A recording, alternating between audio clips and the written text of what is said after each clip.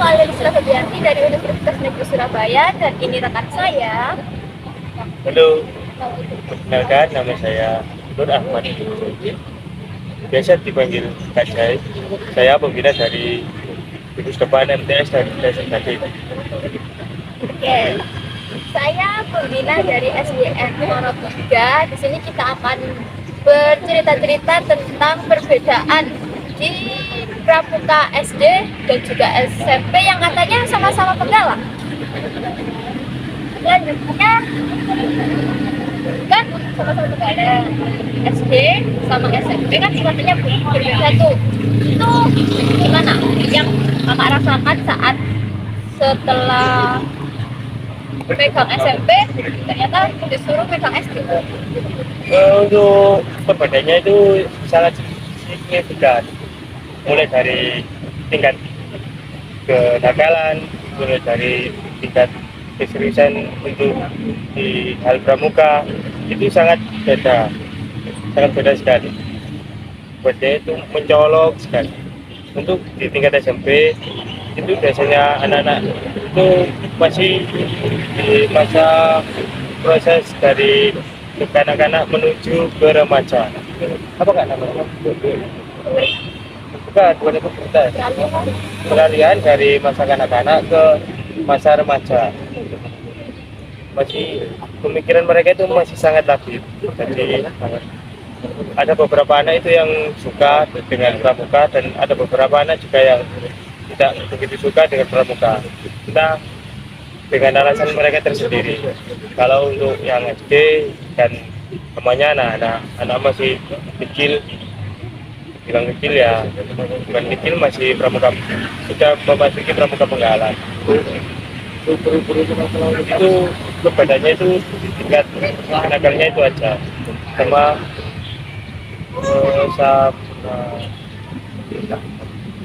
keseriusannya dalam mengikuti ekstra pramuka. Terus apa yang ditanyakan lagi? Jadi kalau di SD itu anak-anaknya tuh sangat tertarik ke pramuka, tapi kalau SMP itu kayak gimana sih pramuka itu gak seru gitu. Ya apa ya? Ya seperti itu. Untuk materinya tuh sama kan Pak? Untuk materi isinya hampir sama, namun untuk di tingkat SMP materinya kita perdalam lagi, seperti kayak kita tali temali, kita diajarkan untuk membuat tandu, tiang bendera, membuat pioneering gitu. Kalau untuk di kelas sendiri itu kayak gimana? Kita hanya pengenalan simpul, ikatan. Caranya tuh kayak di kalau buatnya itu kita ke kan di kelas Kalau di SMP itu untuk materi hampir kita sama ratakan. Kalau untuk yang kelas 7 baru kayak perkenalan gitu. Kalau kelas 8 itu perkenalan sama praktek terjun ke lapangan. Gitu Kak. kalau kelas 9-nya itu free. Untuk kalau kelas 9 itu semester ganjil masih berlaku pramuka, ekstra pramuka masih berlaku bagi mereka. Untuk yang semester genap di rata-rata di sekolah itu sudah diberikan, jadi nggak pakai pramuka lagi. Kalau di SD saya kan kelas 6, naik kelas 6 itu sudah free. Pramuka itu nggak ada. Jadi hanya kelas 4 sama kelas 5. Untuk tantangannya kan tadi tentang kenakalan. Nah, gimana solusinya untuk SMP dulu? Untuk SMP sih solusinya kita sebagai pembina harus lebih ditegaskan lagi, lebih menegakkan disiplin. Sebenarnya itu, iya itu solusinya. Disiplin dalam hal waktu, pakaian, Kayak sama tutur bicaranya ya. Kalau SMP itu kan sudah kayak berangkat dari masa anak-anak ke remaja itu biasanya bercampur itu dari luar negeri SD kan biasanya terus dari pelosok-pelosok itu bahasanya kan sering beda. Ya. Makanya kalau di MT saya lebih mengutamakan public speaking untuk kelas 7 dan kelas 8 supaya mereka kalau sudah lulus dari SMP bisa public speakingnya bagus untuk masuk ke SMK atau ke SMA. Di MTS-nya kakak ini bahasanya sangat bagus ya kalau tentang bahasa kerama. Di sana terapkan juga tentang bahasa krama itu. Jadi kebanyakan sih anak-anak sering menggunakan bahasa krama, bahasa halus. Tapi lebih diutamakan menggunakan bahasa Indonesia. Soalnya supaya public speaking-nya itu lebih menguasai mereka. Karena bahasa Indonesia adalah bahasa nasional dari kita. Meskipun kita dari Jawa, kita harus tetap pakai bahasa Indonesia, gitu ya Kak? Ya. Kalau di SD nih, kan kakak sudah pernah saya ajak ke SD itu kan ya lumayan namanya juga anak SD kan, namanya dari masa balita kan kelas 1 dari TK ke kelas 1 itu sudah diterapkan disiplin juga kan, tapi kalau di kelas 4, 5 itu beralih ke lebih dewasa lagi. Nah itu gimana menurut kakak? Kalau untuk peralihan dari yang SD, solusinya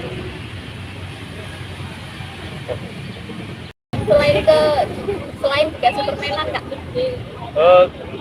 kalau solusinya sih mending kita terapkan di permainan aja dengan cara melatih kekompakan mereka, kedisiplinan dan kebersamaan mereka. Jadi tetap dikasih permainan tapi dengan hal yang berbeda gitu ya kak? Ya. Seperti apa itu contohnya? Kalau contohnya itu seperti kayak kita bermain tebak kata menggunakan bendera Singapura. Jadi peregu gitu ya? Ya, kita buat peregu. Berarti kita buat peregu dari regu 1 dengan regu 2 kita buat permainan tebak katanya. Terus kalau udah di ujung katanya tuh pakai Singapura gitu. Pertama awalnya pakai Singapura, terus kita suruh mereka itu mengartikan apa kata dari gerakan Singapura itu. Itu jawaban yang benar aja ya kak ya. Terus yang di sana itu atau dibalik aja, yang dari Singapura itu di awal, terus yang kata yang dari Singapura itu diteruskan ke yang sampai belakang, itu katanya benar atau salah begitu? Ya, itu bisa juga digunakan seperti itu, tetapi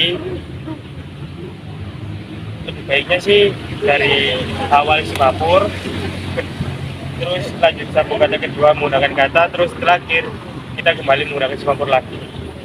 Jadi pakai dua Singapura di awal dan di akhir. itu kita bisa dapatkan apa aja? Makan, Kekompakan, kebersamaan, solidaritas.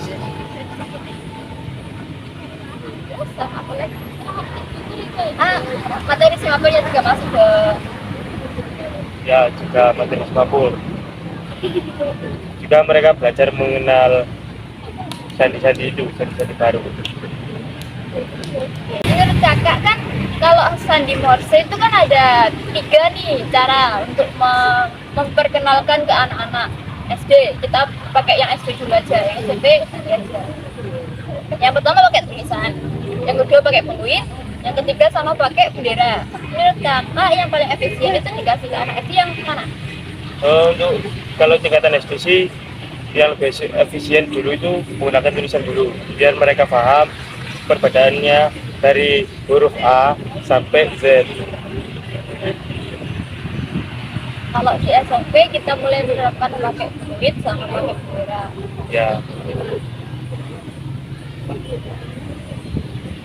Adakah permainan untuk sandi Morse selain kayak Singapura tadi?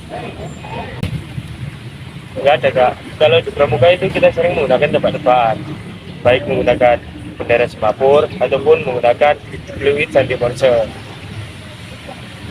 Jadi apa nih, yang si mabur tadi itu pakai tebak kata. Kalau yang morse pakai Bisa kita menggunakan tebak gambar, ataupun kita juga menggunakan tebak kata juga bisa. tebak gerakan bisa. Eh, Sejauh ini masih belum ada yang menggunakan tebak gerakan. Rata-rata menggunakan tebak gambar sama tebak kata. Oke, berarti kita akan menerapkan yang belum pernah ada itu tadi ya kak ya. Bisa boleh dicoba. Tebak gerakan. Jadi nanti anak-anak akan kita kasih sebuah kata yang menggerakkan saja. Anak yang akan memperagakan. Nanti teman-temannya akan menebak dengan menggunakan tadi morse gitu. Oke, yang terakhir tentang seragam kak.